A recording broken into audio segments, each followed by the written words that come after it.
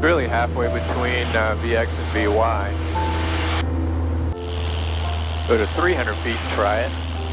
Then your failure. 1001, 1002, 1003. Now react. Push over, catch best glide.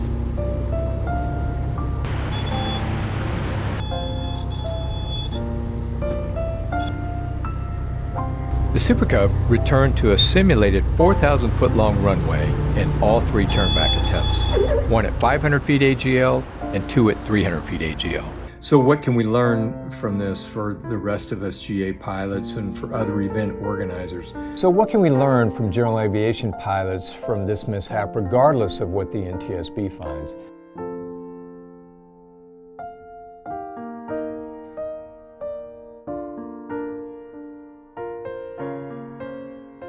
Since I started this channel, and especially since I'm not a certified pilot myself, whenever there were videos on aviation accidents I wanted to make, I never began to type one word of the story before I sought the no BS reporting of only two aviation channels. One, of course, which I know many of you watch, and that's the Blanco Lirio channel. But the other one was Richard McSpadden's Air Safety Institute channel. With his soft, soothing, reassuring voice of experience and his respect for the families of the victims, Richard was the real deal. Never speculated or gave his opinion until all the facts were in. However, this isn't just a video about another plane crash, but about a man. A man who dedicated his life to aviation safety. However, given Richard's vast experience, especially in that of flight safety and the safety of other pilots, he's the last pilot I ever expected to go out like this. Richard was in the right seat of another experienced pilot and also an ex-NFL superstar, which makes this incident twice as tragic. But as the news first spread, all we heard was that former NFL tight end Russ, a three-time Pro Bowl selection with the New England Patriots, who also won a Super Bowl with the 1984 San Francisco 49ers, which I know too well because they beat my Miami Dolphins, was killed in a plane crash. All we knew was there was another passenger on the plane with him. While always saddened at the loss, there have been so many general aviation fatalities this month that I just kind of ignored it. That is, until the name of the other pilot in the right seat was announced, and it was Richard McSpadden. It was truly a gut punch. And I'm sure those who mourn the loss of the ex-NFL great probably weren't even aware of who and what Richard McSpadden meant to the world of aviation. Not just as a YouTuber, but as a military and commercial expert pilot, but also as an expert general aviation pilot and flight instructor of aspiring young new aviators. So we'll spend a little time on what we know about the crash so far later. But first, let's talk about the man. Originally from Panama City, Florida, McSpadden began flying as a teenager and had amassed well over 5,000 hours in civilian and military aircraft. Holding an undergraduate degree in economics from the University of Georgia and a Master of Public Administration from Troy University, he was a graduate of the U.S. Air Force War College and spent 20 years in the service. During his time in the Air Force, he held the roles of commander and flight leader of the Thunderbirds flight demonstration team, leading more than 100 flight demonstrations. General Aviation Manufacturers Association President and CEO Pete Bunce remembered their time together in the service. Spad was a close friend. We flew F-15s together over the skies of Iraq, worked closely with the airshow community when he served as the leader of the U.S. Air Force Thunderbirds, and we flew the Idaho backcountry together. Bunce said, calling him a true giant, I have never known an aviator with finer pilot skills who then in turn selflessly helped others benefit from his vast expertise with such humility that pilots at any experience level felt comfortable learning in Spad's presence. Gamma Chair and SimCon President Eric Hinson added, Spad was a pilot's pilot. His quiet competency was evident to all of us who were fortunate enough to fly with him. We have lost one of our very best and a true champion of aviation safety. Before joining the Air Safety Institute, McSpadden held key roles in the information technology industry. While at the AOPA, he led the development and creation of a range of aviation safety programs, analysis, and materials that were widely distributed throughout the general aviation industry. The National Air Transportation Association was deeply saddened to hear of the passing of Richard McSpadden. The general aviation community will forever be safer due to Richard's guidance, expertise, and warmth, as well as his willingness to share his knowledge of safety with the world. NATA President CEO Kurs Castagna added, "We will dearly miss his leadership and passion for our great industry, and our hearts go out to his family, colleagues, and friends."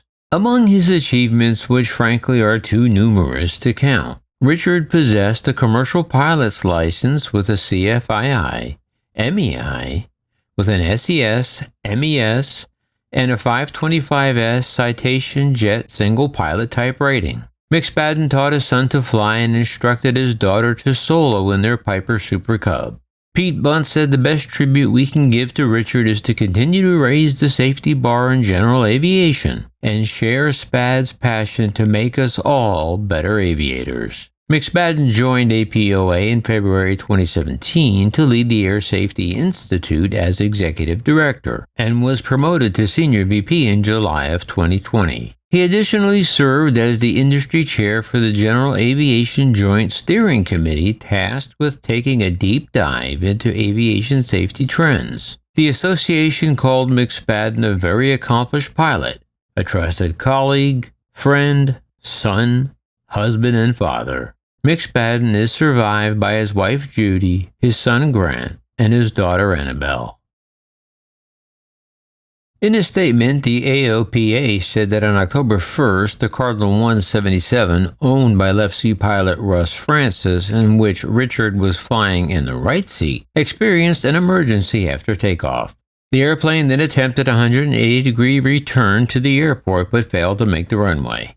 According to preliminary information from the Air Safety Network, the aircraft was destroyed as it impacted trees and terrain at the end of the runway.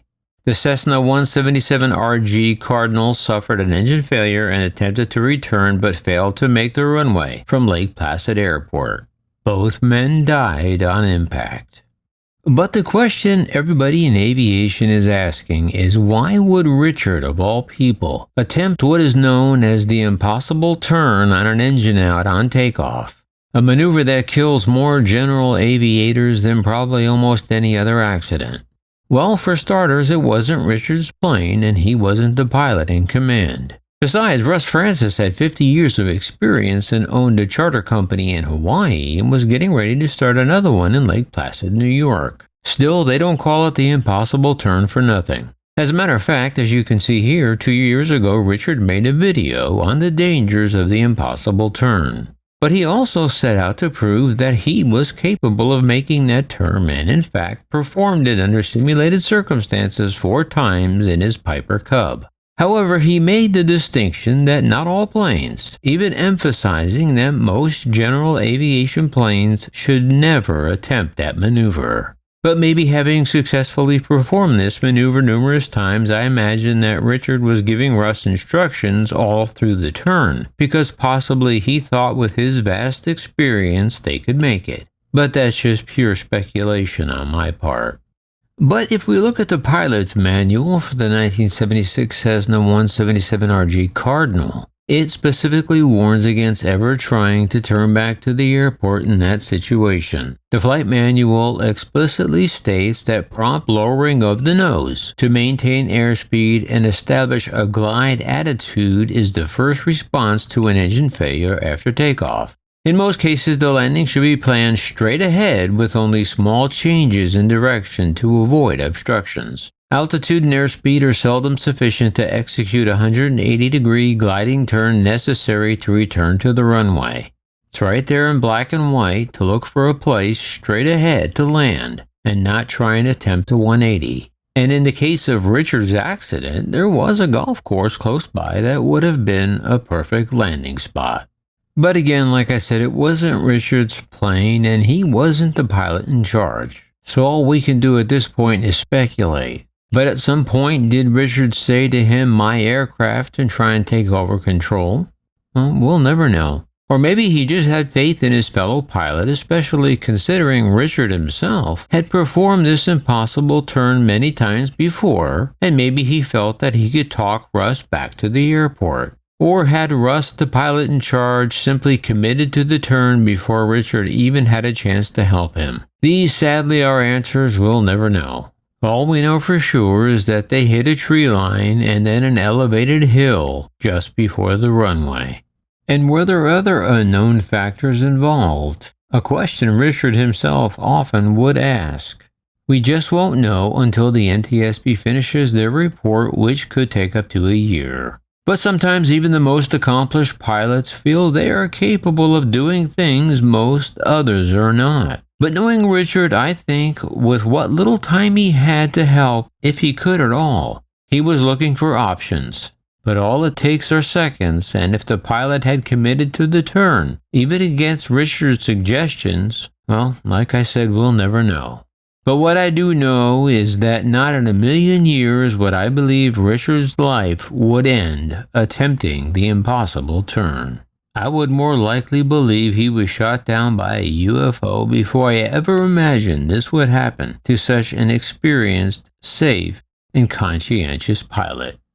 I must admit, this felt like a real personal loss for me, and I never met the man or knew him.